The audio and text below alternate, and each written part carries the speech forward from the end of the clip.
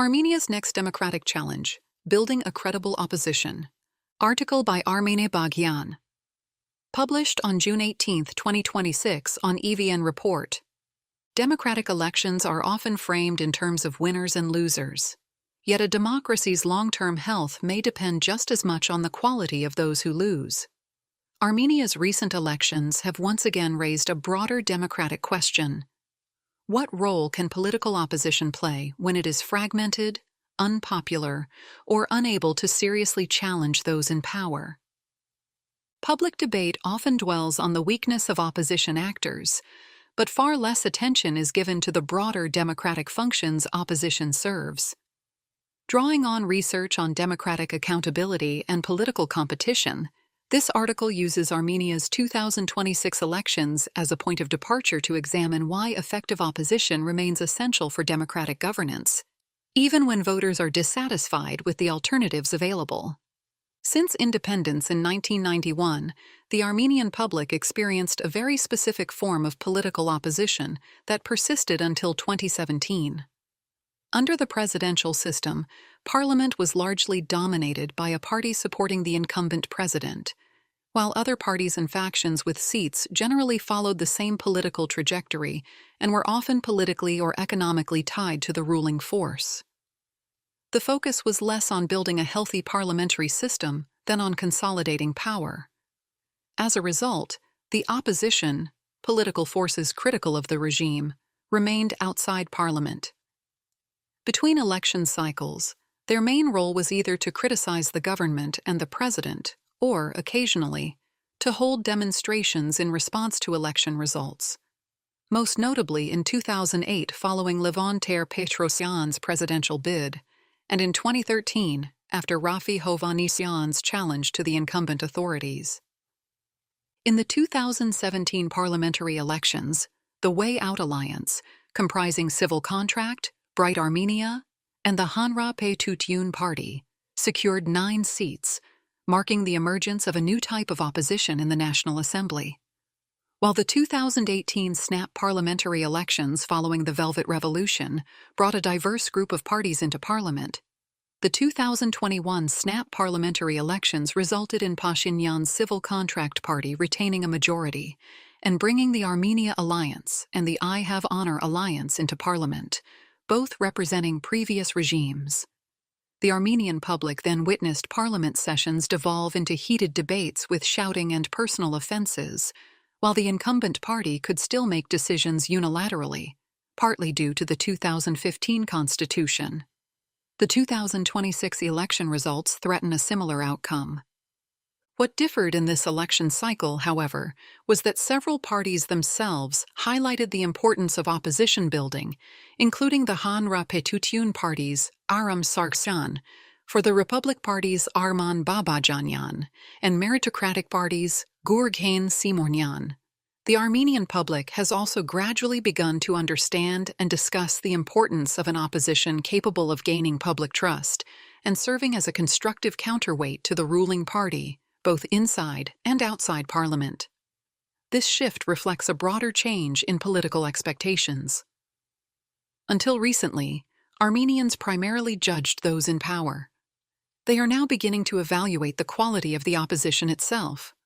Armenia's challenges with opposition building also stem from broader structural factors. Like many countries in the wider post-Soviet region, Armenia has undergone a complex, multifaceted transition since the early 1990s. One major process that is still unfolding is state rebuilding, as countries have sought to restore whatever features of statehood they had before Sovietization, while leaving the Soviet legacy behind. Unlike countries in the West, former Soviet republics and socialist states in Central and Eastern Europe did not have the luxury of moving gradually through different stages of political and institutional development. State building, constitution making, and nation building unfolded simultaneously as newly independent countries sought to establish functioning political systems, redefine national identities, and manage the demands of day-to-day governance. Understanding this context is essential to explaining the challenges of opposition building across the wider region.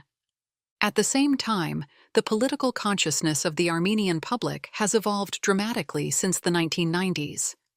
It has been shaped by experiences ranging from the peaceful democratic mobilization of 2018 to profound national traumas such as the 44-day war and the ethnic cleansing of Armenians from Artsakh.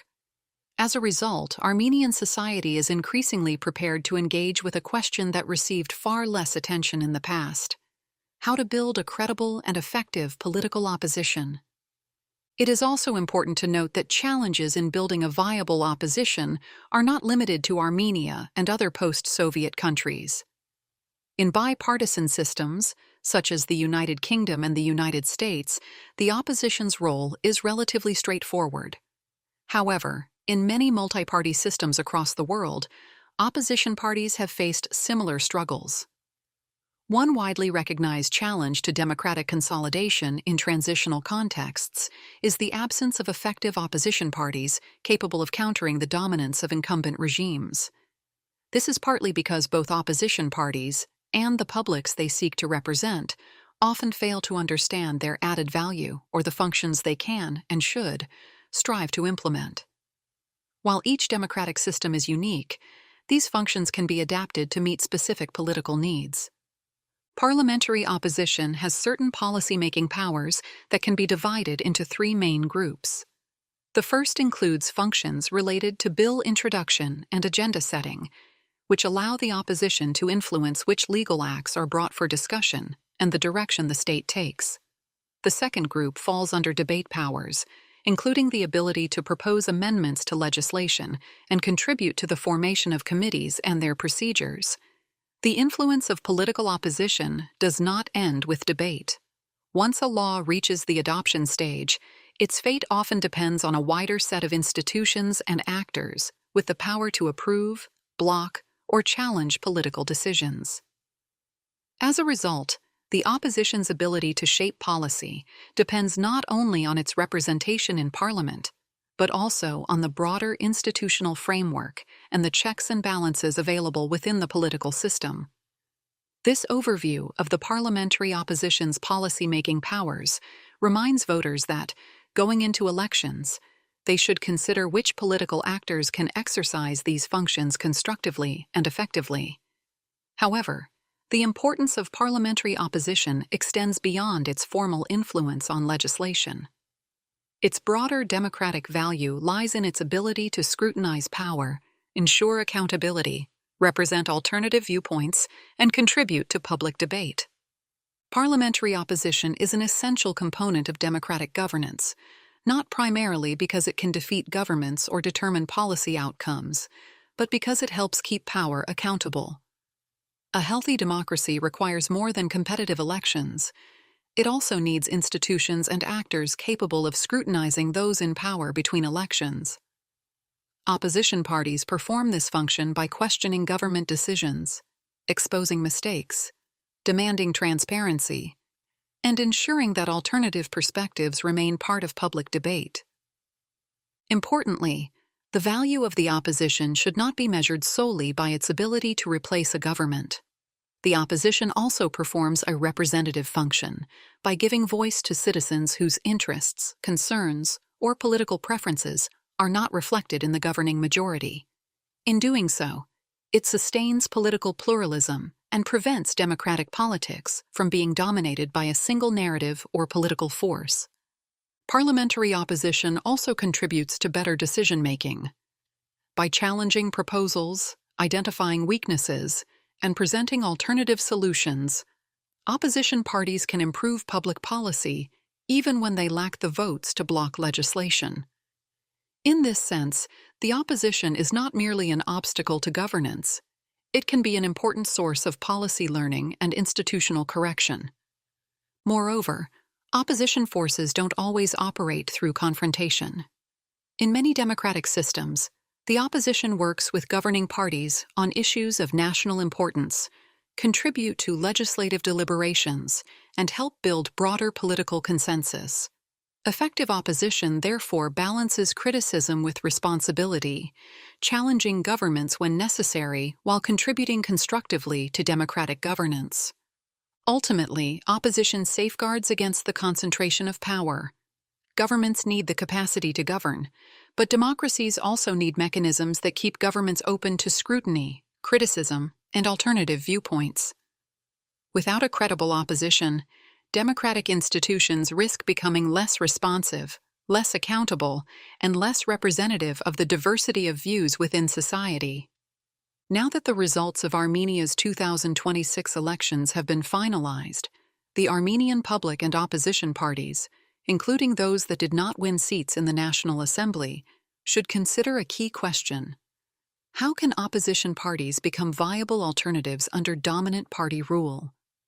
Opposition parties should begin educating the public on what constructive opposition can contribute to Parliament, as well as on a broader vision of state and democracy building. This is not an easy task, but the process of opposition building should begin now, with the goal of making measurable progress before the next election cycle.